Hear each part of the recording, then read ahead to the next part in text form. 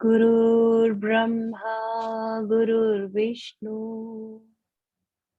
गुरुर्देवो महेश्वरः गुरुर्साक्षात् परब्रह्म तस्मै श्री गुरवे नमः।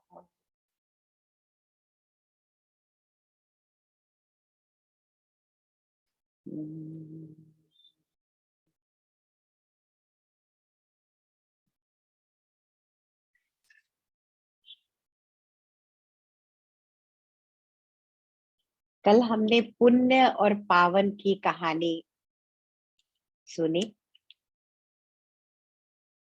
वशिष्ठ जी राम जी को कहते हैं कि राम, तुम्हें अपने मन को पवित्र बनाना है, सूक्ष्म बनाना है।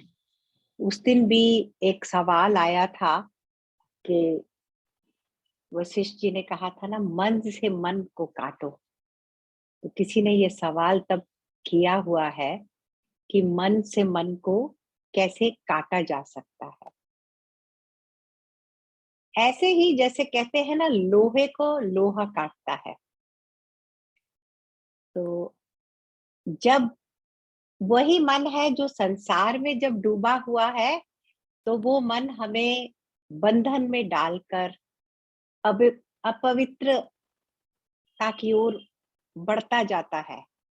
मन, जीवन, भावनाएं, क्योंकि इतनी लालसाएं, इतनी इच्छाएं, प्रतीक्षाएं, रेस्टलेसनेस, तो वो ग्रॉस हो जाता है माइंड।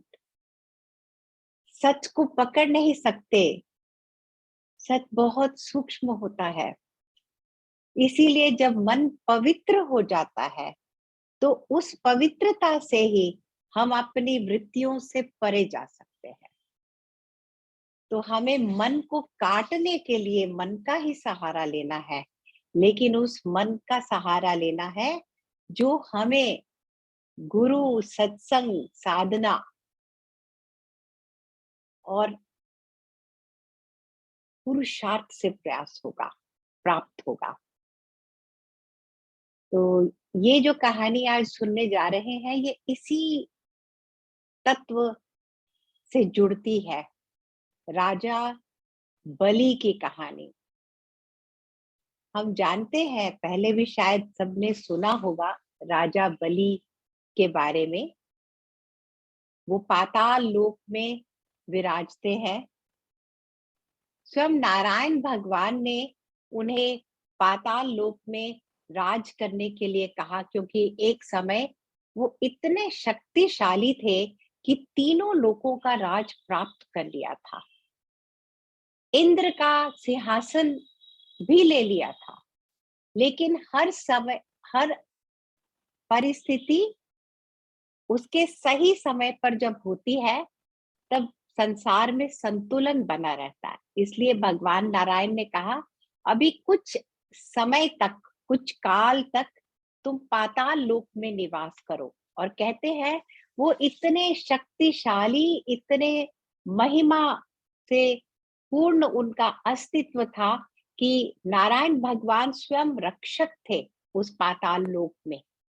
द्वारपाल बने हुए थे, प्रोटेक्टर थे उस रेल्म के जहां पर बाली राज करते थे। तो हम सब इमेजिन कर सकते हैं कि क्या उन्होंने प्राप्त किया, कितना टैलेंट था उनमें, कितनी क्वालिटीज थी उनके अंदर।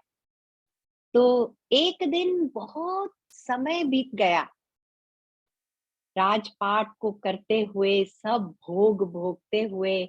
दुनिया में, इस संसार में जो भी किसी प्राणी को प्राप्त हो सकता है, वो सब उन्होंने प्राप्त कर लिया था। तब बहुत सुंदर वैराग्य बलि के मन में जागा। उन्होंने कहा, ये कब तक मैं एक ही जैसा जीवन चलता है। सुबह मैं उठता हूँ, राजपाट करता हूँ, बड़े बड़े भोग है, भोगता हूँ, लेकिन अब मैं इनसे ऊब गया है मेरा मन। क्यों मनुष्य का जीवन ऐसा है? हर रोज वही करते करते भी हमारी इंद्रियां तृप्त नहीं हुई। हर रोज हमें इंद्रियों को कुछ न कुछ पोषण देना पड़ता है। क्या यही है संसार? क्या इससे आगे कुछ नहीं है क्या? तो ये साधक का क्वेश्चन है कि मुझे और क्या चाहिए? मैं अपने जीवन में, ये मनुष्य जीवन मिला है, तो मुझे क्या प्राप्त करना है? जो भी राजा बलि ने प्राप्त कर लिया है, उसके लिए सारा संसार हर समय प्रयास करता है और उनकी सीमित दृष्टि है, उस लक्ष्य से परे नहीं देख पाता मनुष्य। लेकिन राजा बलि को वो सब ऑलरेडी मिल गया है, लेकिन अभी भी उनके अंदर सवाल है, अब आगे और क्या? और कब तक मैं यही चीजें दोहराता रहूं? अब वो संसार में जो ये एक, उसको गुण भी कहते हैं और उसको अवगुण भी कहते हैं। संसार में हर चीज बार बार वही घटती जाती है।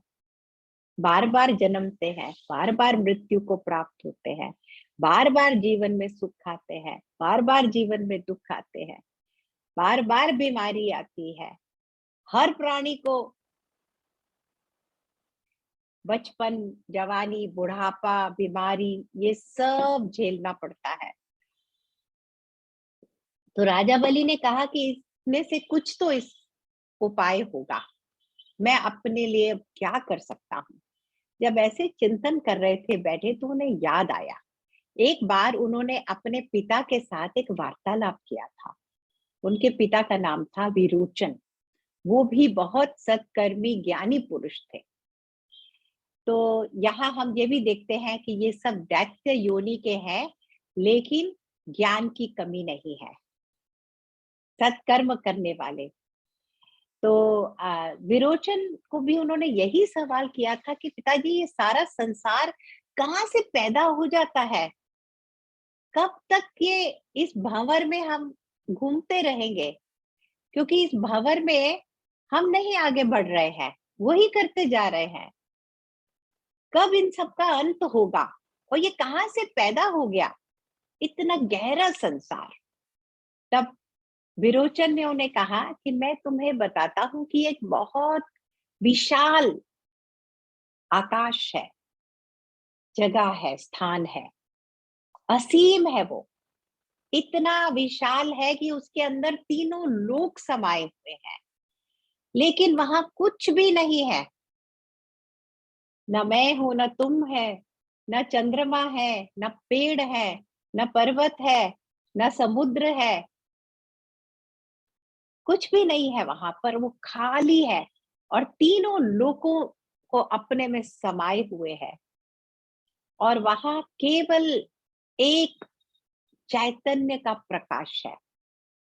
और वहां जो राजा है, उनका मंत्री बहुत शक्तिशाली है।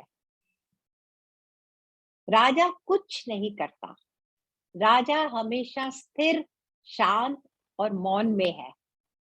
एक भी कर्म नहीं कर रहा राजा, लेकिन उसके चाहने पर, उसकी प्रेरणा पर, उसका मंत्री सब कुछ कर सकता है।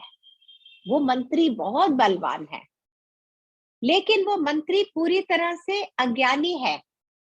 उसे कोई ज्ञान नहीं है, ना ही वो किसी चीज का भोग भोग पाता है, लेकिन बस अपने राजा के कहने पर दिन रात वो कुछ कुछ करता रहता है। और इतना शक्तिशाली है, इसको कोई कभी काबू में नहीं ला पाता। आप तीनों लोगों को अपने काबू में कर सकते हो, जीत सकते हो, इसको नहीं जीता जा सकता। इसको केवल इसका राजा जीतता है। जब राजा के मन में भाव जागता है ना, तब केवल वो राजा ही है जो इसको काबू में लाता है, इसको जीत सकता है, और कोई नहीं इसको जीत पाता। तो कैसे जीता जाता है इसको पिताजी? सवाल बलि ने किया। तो विरोचन ने कहा, बहुत ज्ञान और विवेक के साथ इसको साधा जाता है। जैसे कोई बैल होता है ना, उसको साधा जाता है, वो काबू में नहीं आता। ऐसे ही इस मंत्री को साधना पड़ता है, बहुत तेज पैनी दिमाग के साथ, बहुत होशियारी से, बहुत स्किल से, कुशलता से इसको कर सकते हैं काबू में। और अगर इसको काबू में नहीं करते तो ये जैसे एक बहुत ही जहरीला सांप होता है, वो सब चीज को दूषित कर देता है, उसका पॉइजन सब जगह फैल जाता है। ऐसे ही ये सांप की तरह है हमारी लाइफ में, इसको अगर कोई काबू में नहीं करता।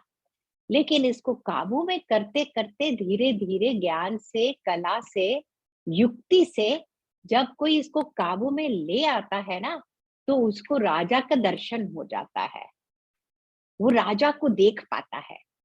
और जो राजा को देख पाता है, फिर मंत्री कमजोर पड़ जाता है। जिसने एक बार राजा को देख लिया, वो मंत्री को वश में कर पाता है। लेकिन जब तक मंत्री वश में नहीं हो पाता, राजा को देखना नहीं हो पाता। वही गोल घूम रहे हैं। हाँ, राजा को तब तक नहीं देख पाते जब तक मंत्री वश में नहीं होता, और मंत्री वश में नहीं आता जब तक राजा दिखाई नहीं देता।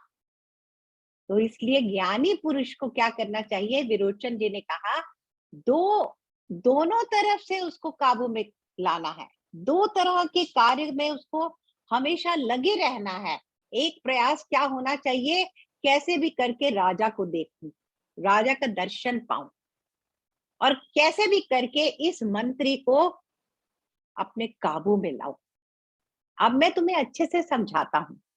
हम सबके मन में भी ये क्वेश्चन आ रहे हैं ना, ये क्या कहानी है, कौन है ये राजा, कौन है ये मंत्री, क्या है ये काबू में लाना। तो विरोचन जी ने कहा, ये जो राजा है ये आत्मा है, वही आत्म चैतन्य, आत्म सत्ता। और मंत्री हमारा मन है। और ये मन काबू में तभी आता है जब आत्मा में एक संकल्प उठता है कि इसको काबू में लाना है। और जब आत्मा का दर्शन होता है, तब ही मन को काबू किया जाता है। और अगर अपने मन को कोई काबू में ले आता है, तो उसको आत्मज्ञान होता है, आत्मदर्शन होता है। और जिसको एक बार आत्मज्ञान होता है, आत्मा का दर्शन होता है, वो फिर मन के काबू में नहीं आता दोबारा, वो अपने मन को ठीक से संभाल पाता है। तो कैसे भी करके सारे और प्रयास छोड़कर एक ही प्रयास करना है कि अपने मन को काबू में लाना है। और ये ठीक प्रयास करना पड़ेगा, इसको कहते हैं निरंतर अभ्यास। जिस प्रयास से हम मन को काबू में ला सकते हैं, उसको अभ्यास कहते हैं। और अभ्यास क्या है, जो एक लंबे समय तक ज्ञान और गुरु के साथ रहकर किया जाता है।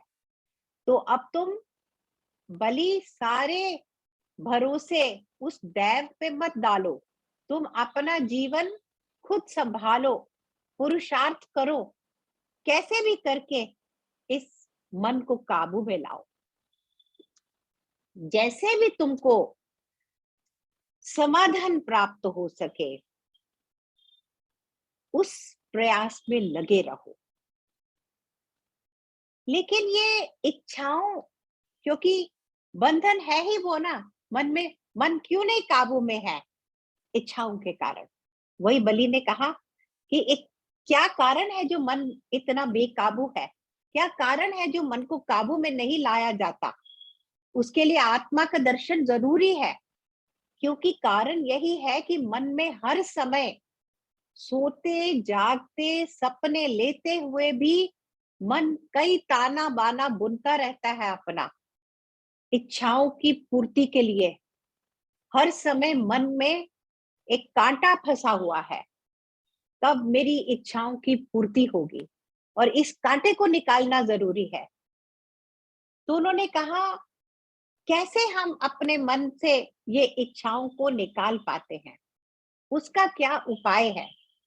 तब विरोचन ने कहा, एक ही उपाय है, ज्ञान,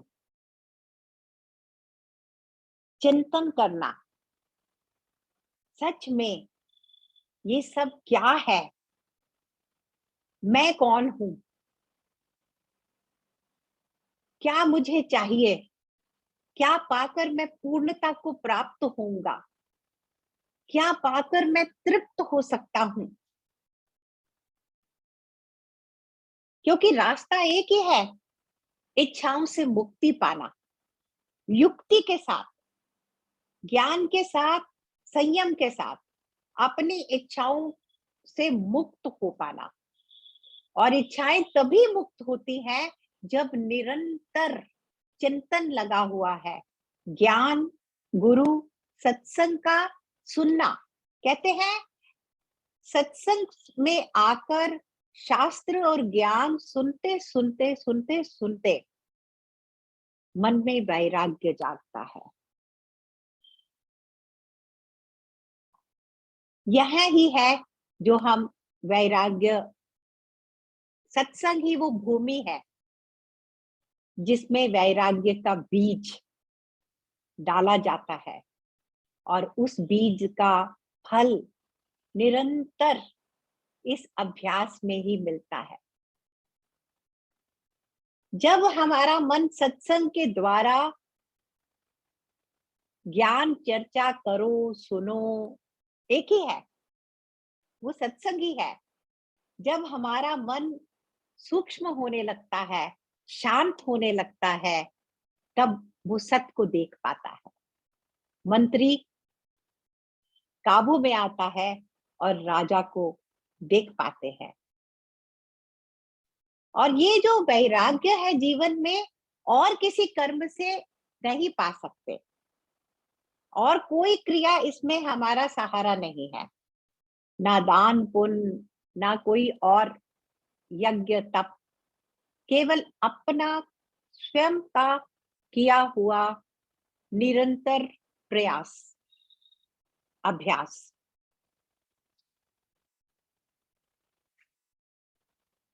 तो सबसे पहले तो तुम औरों पे निर्भर होना अब छोड़ दो।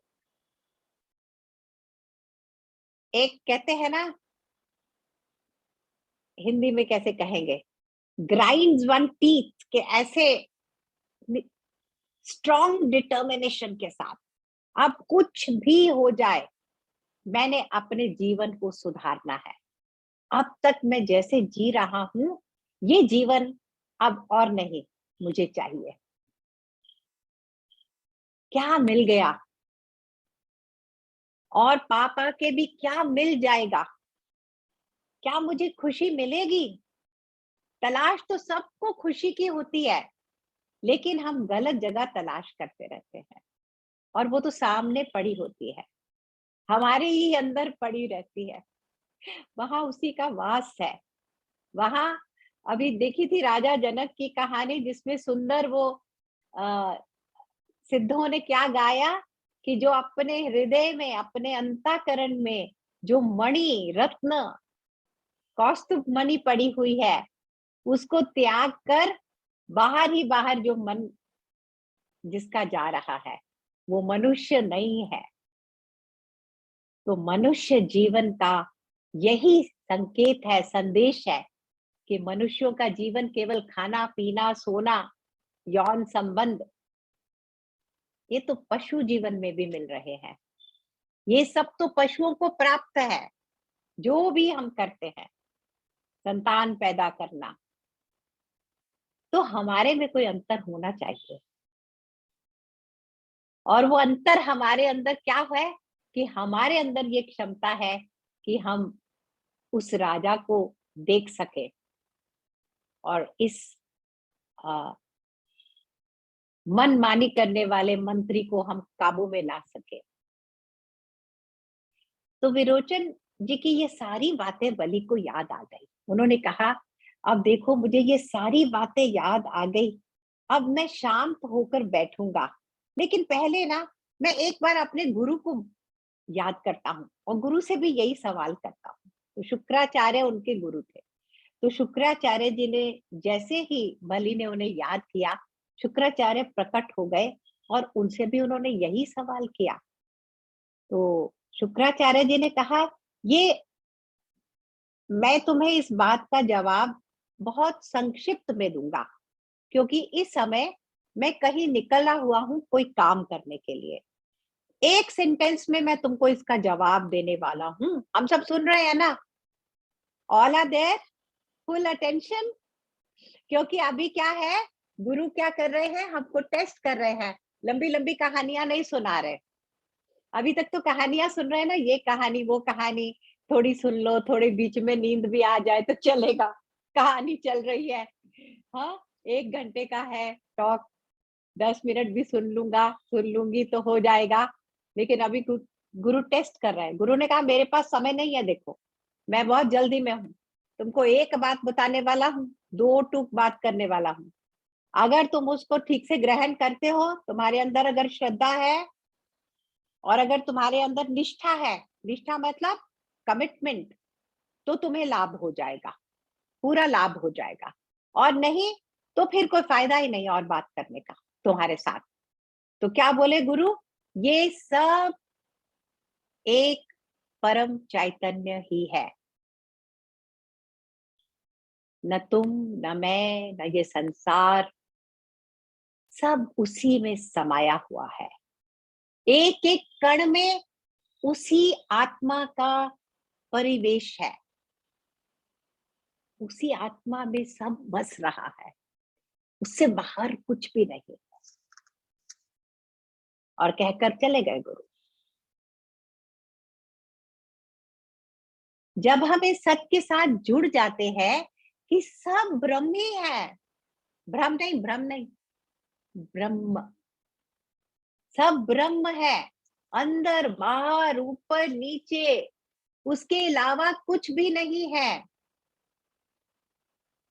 अब बाली ने कहा, अब मैं चिंतन करता हूं, सच में ये जो मेरे विचार बार बार उठते हैं, ये जो मेरा इच्छाएं हैं संसार को लेकर, ये सब भी तो कुछ भी उनके उस तत्व के बाहर तो कुछ है ही नहीं। क्योंकि मैं अनुभव कैसे करता हूँ संसार को, मैं कोई भी ऑब्जेक्ट देखता कैसे हूँ, क्योंकि वो चैतन्य है।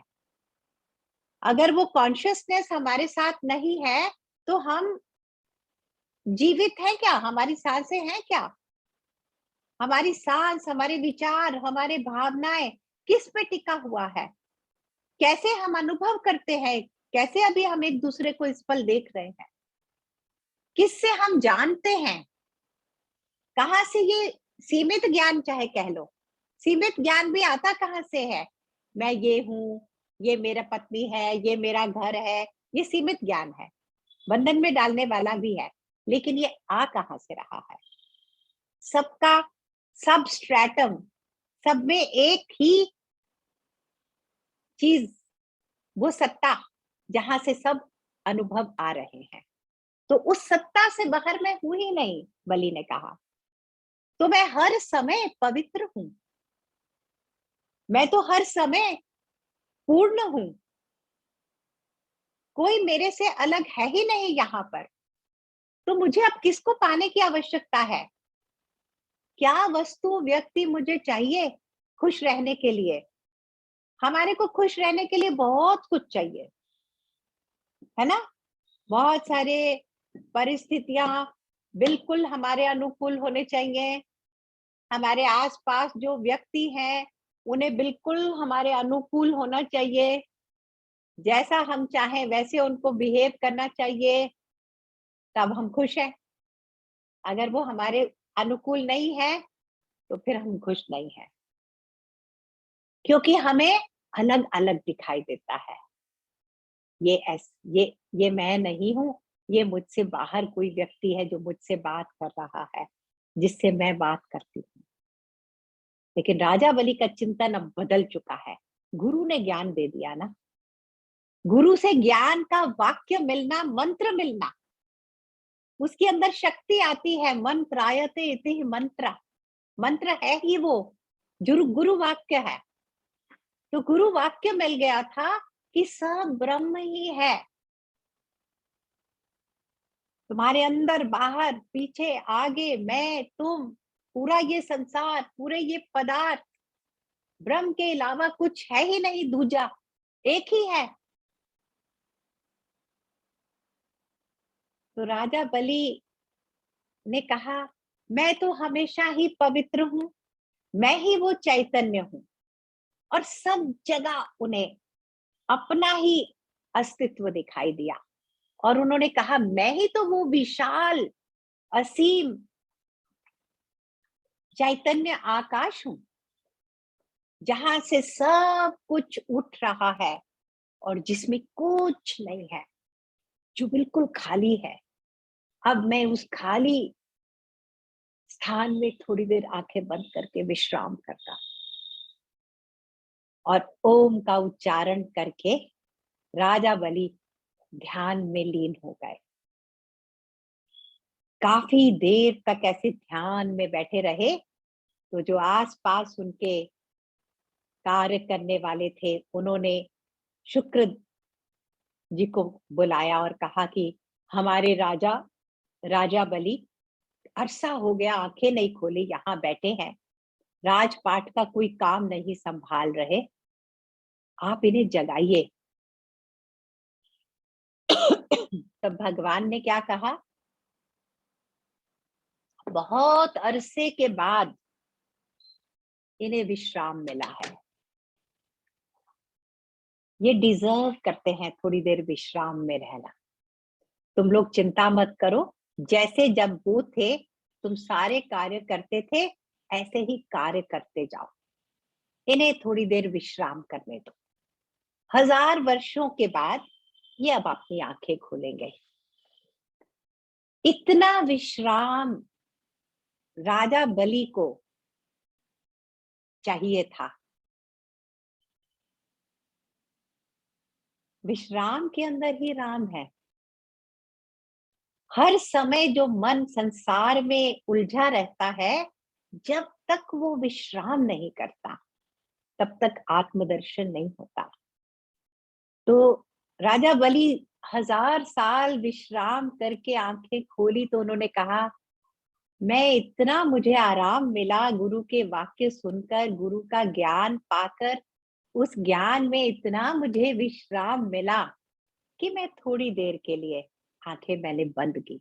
वो 1000 साल जो वहां बीते, राजा बलि को लगा मैं तो एक पल के लिए बस आंखें मैंने बंद की थी, क्योंकि वो इतना समय से परे वो ज्ञान, वो विश्राम, वो अनुभव समय की सीमा में नहीं बांध सकते उसको।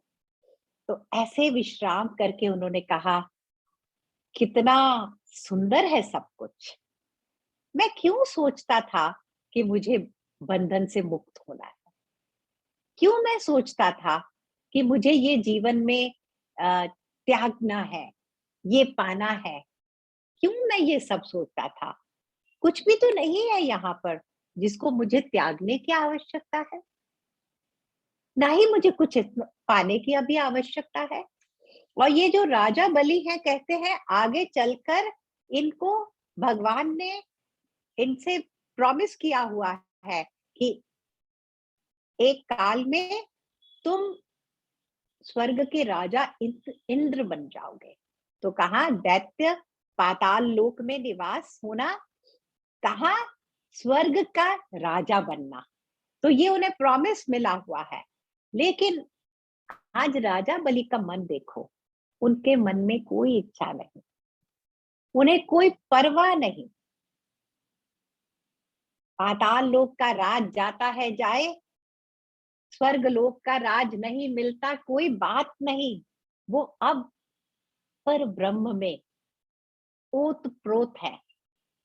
उन्हें सारा आनंद, पूर्णता, शांति इसी पल में मिल गई है। तीनों लोक में वो खुशी नहीं जो आज उनके मन में खुशी व्याप्त कर रही है। तो ऐसे मन से ना कुछ प्राप्त करने को है, ना ही कुछ त्याग करने को है।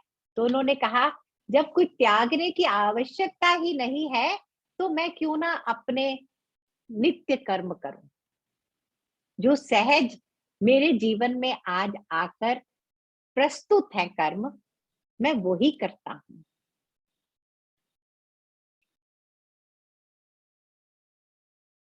तो ये इतनी सुंदर कहानी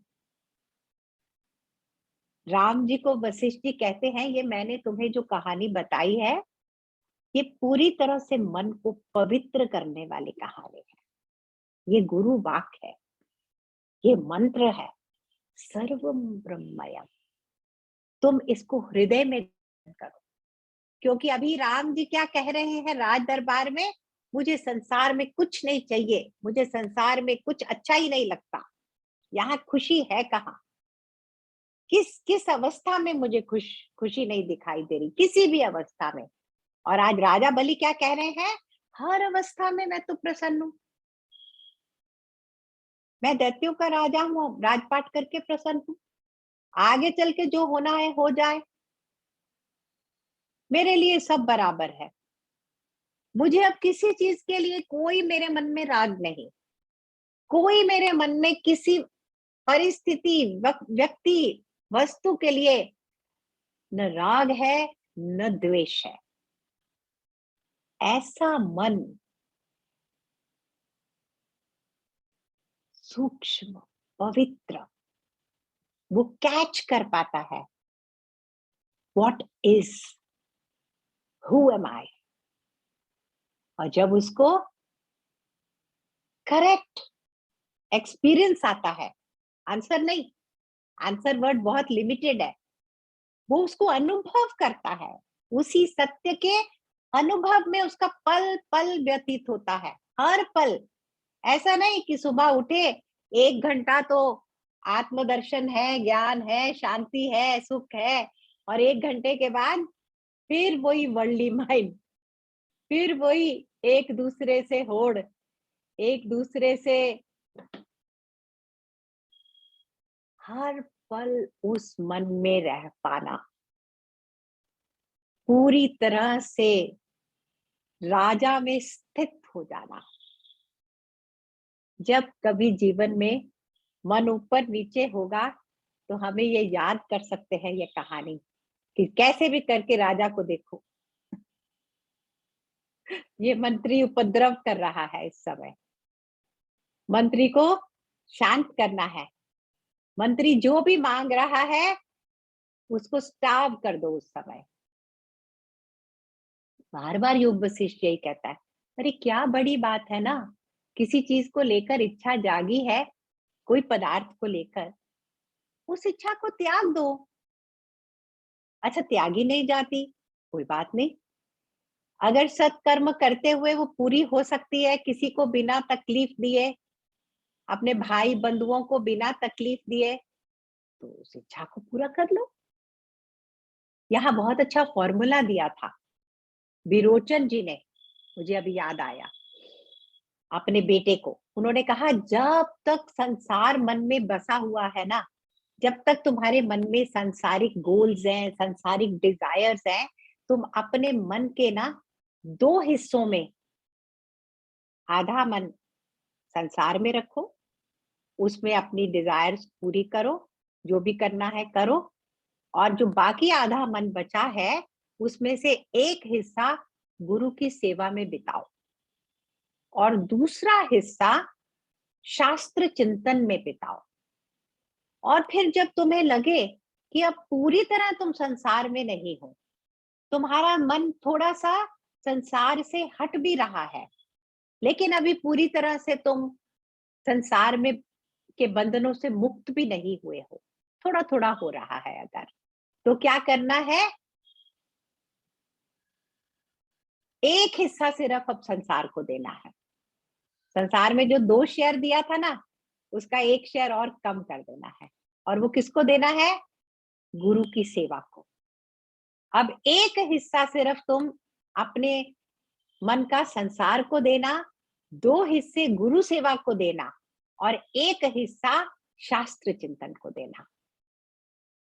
और जब तुम्हारा मन अब संसार में कुछ नहीं चाहिए, तुम्हारा मन तृप्त हो गया, शांत हो गया, कई बार लगता है ना कि अरे सब कर दिया, सब खाली हो गए, तो फिर दिन कैसे कटेंगे?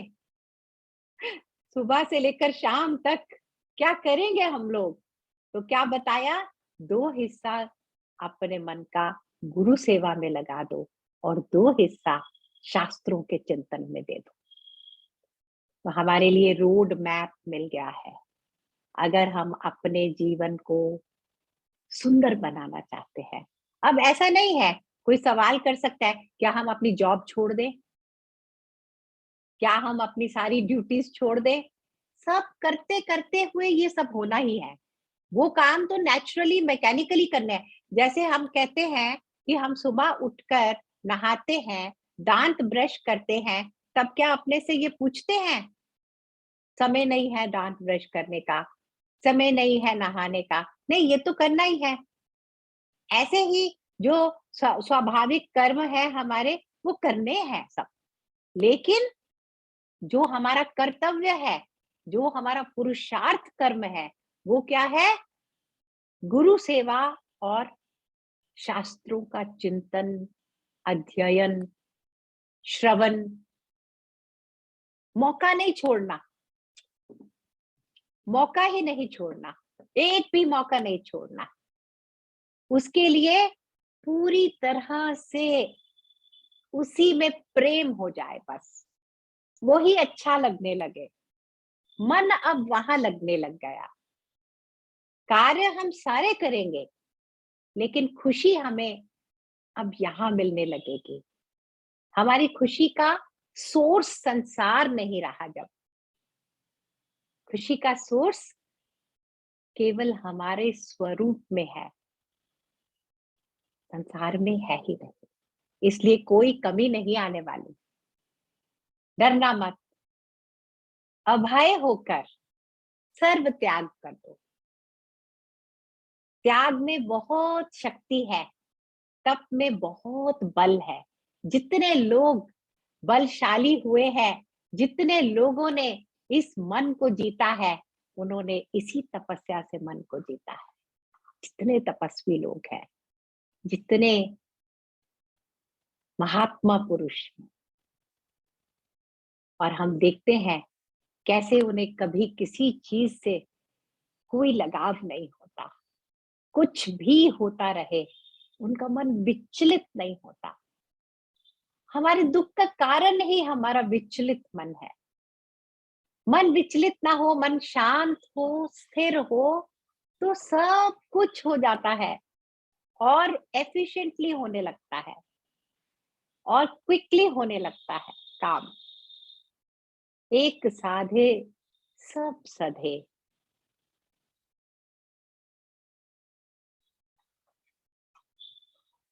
कैसा है ये?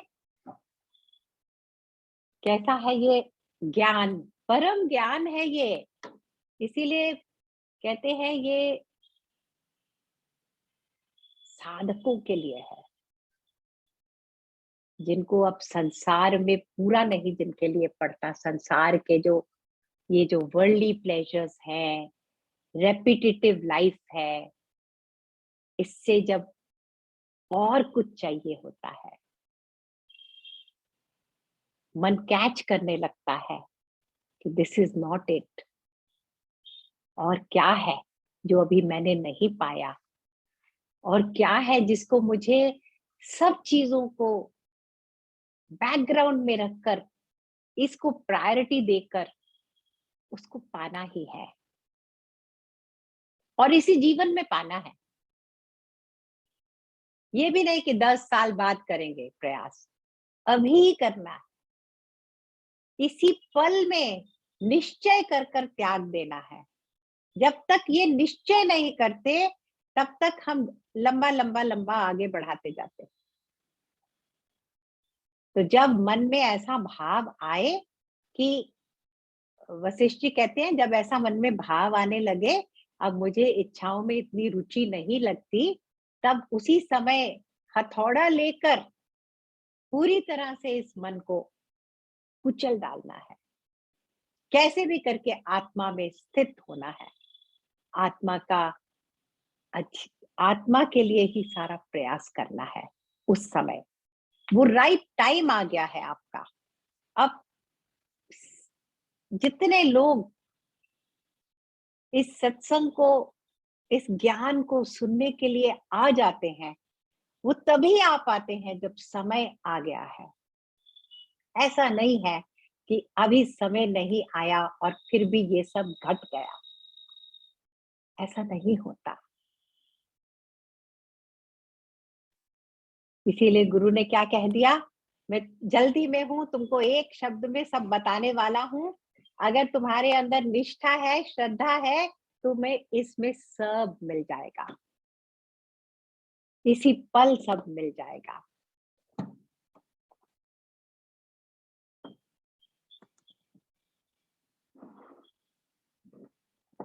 Any questions? दीदी आज एक क्वेश्चन था कि आज ना मैं सुबह वृंदावन होके आई, तो दीदी जैसे आपने बोला मन के 3 हिस्से, एक हिस्से में आधा हिस्सा जो घर काम करो, हाँ। और आधे हिस्से में गुरु की सेवा, और आधे हिस्से में शास्त्रों का अध्ययन, तो तीर्थ स्थान में जाना किस में आएगा? आप बताओ, आप बताओ। अच्छा है, तीर्थ यात्रा अच्छी है। गुरुजी कहते हैं ना, तीर्थ स्थान इसलिए है कि वहां पर साधुओं ने तपस्या का फल छोड़ा हुआ है, तो वो तपो भूमियां हैं, वहां जाकर मन पवित्र होता ही है। लेकिन जो गुरु के ज्ञान से जुड़ जाता है, उसको सारे तीर्थ वही मिल जाते हैं, गुरु के चरणों में। चरणों से मतलब यही है, गुरु के मैसेज में, उस ज्ञान में, उस परम ज्ञान में सारे तीर्थ हैं। जीवन ही बदल जाता है।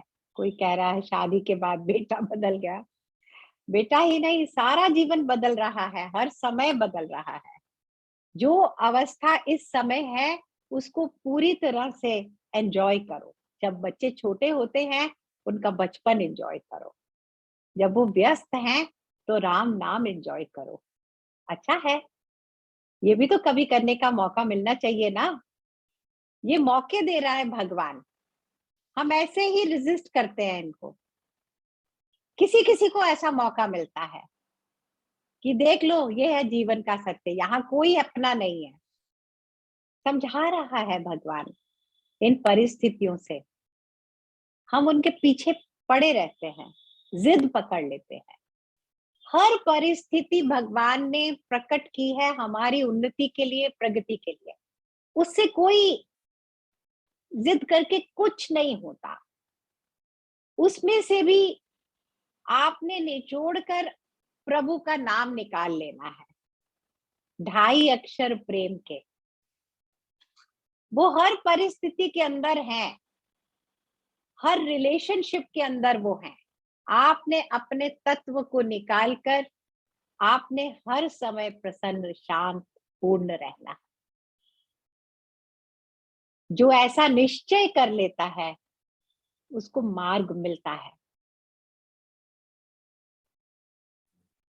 Adi, I've got 2 questions. Yes. One is, please explain again what is the meaning of Atma ka darshan karna?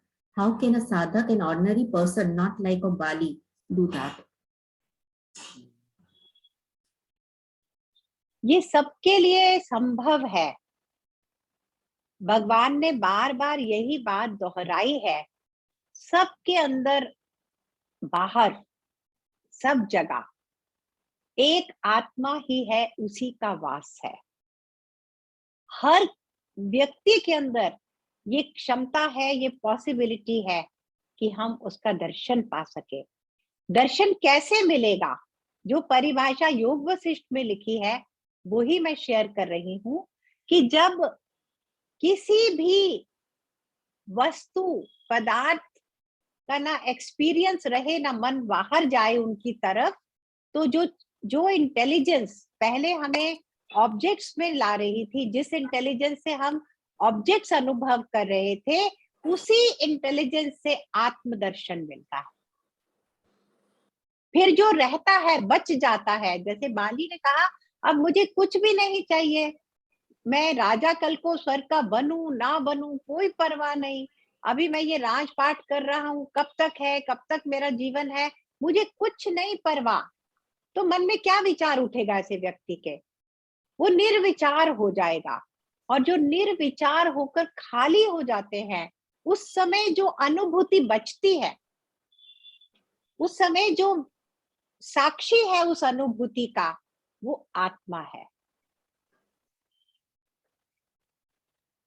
जय गुरुदेव।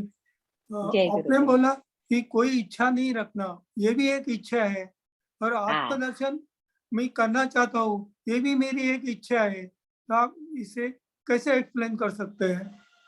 यही राजा बलि ने बाद में कहा है ना, जब उन्होंने विश्राम किया तो उन्होंने कहा क्यों मैं ऐसे सोचता था कि मुझे बंधन से मुक्त होना है, मुझे निर्वाण पाना है, अरे मैं तो पहले से ही फ्री हूं।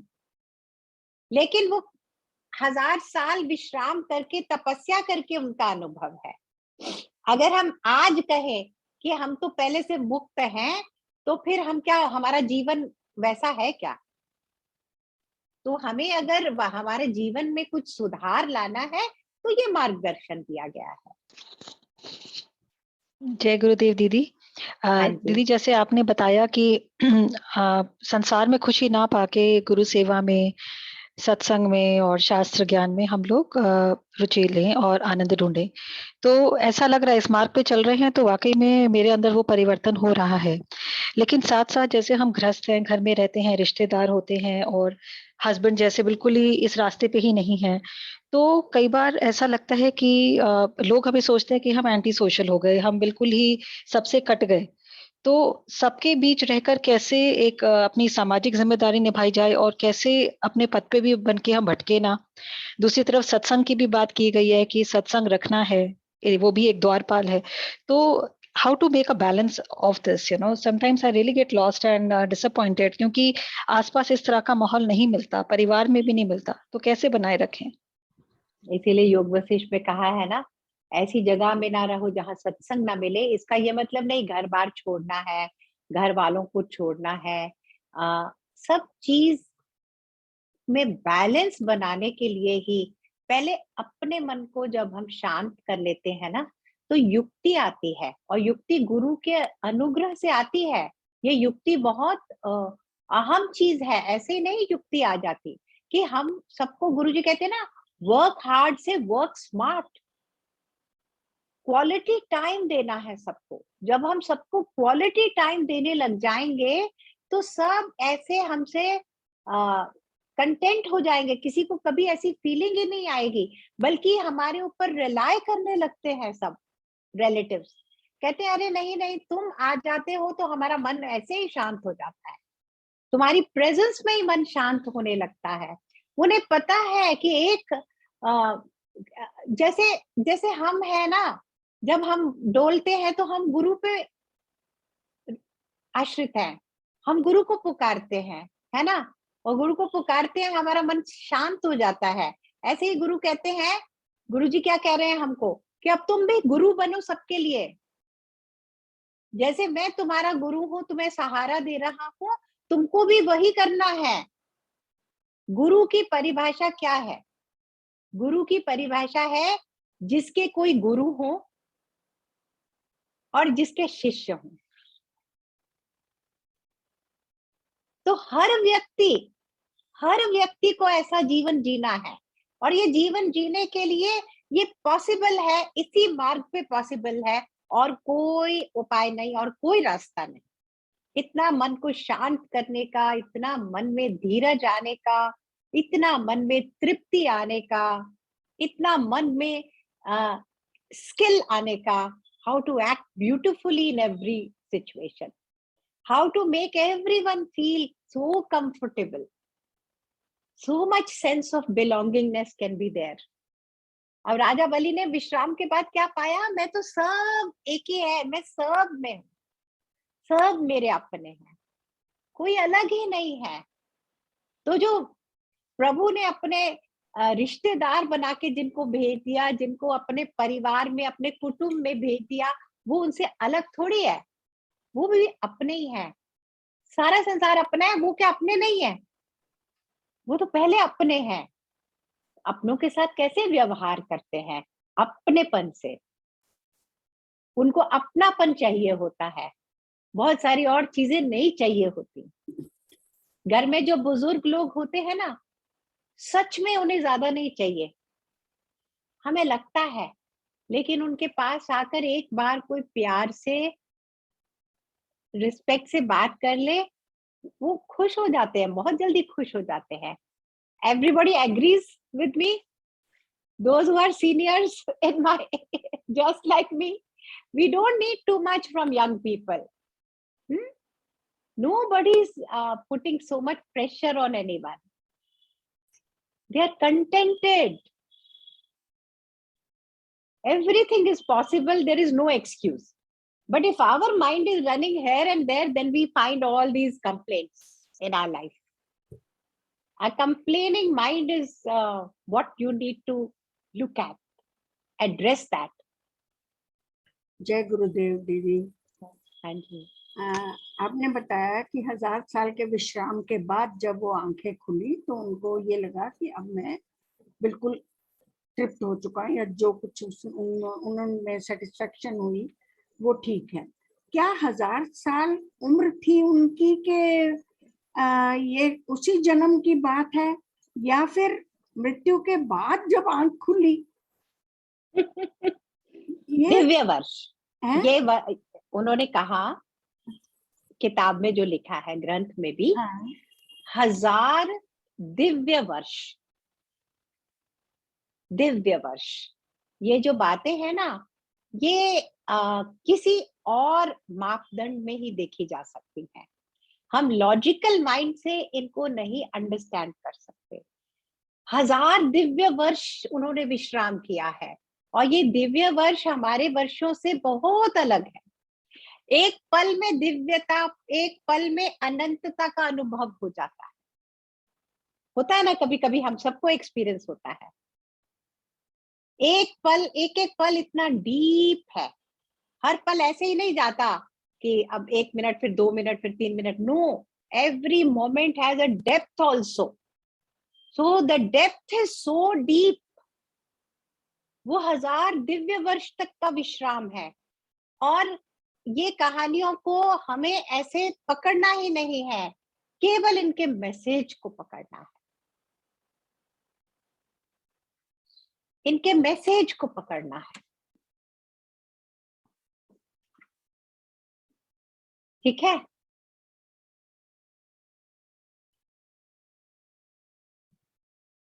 I can't hear you.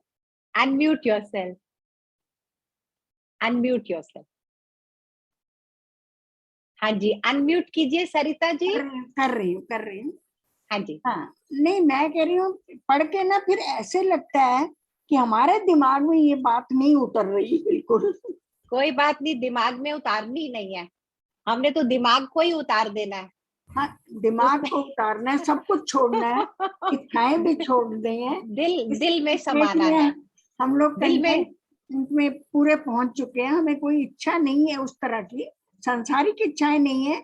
बाकी ऑब्लिगेटेड ड्यूटीज तो सब करते ही हैं, वो तो करते ही रहना है हमें, वो खैर कर रहे हैं।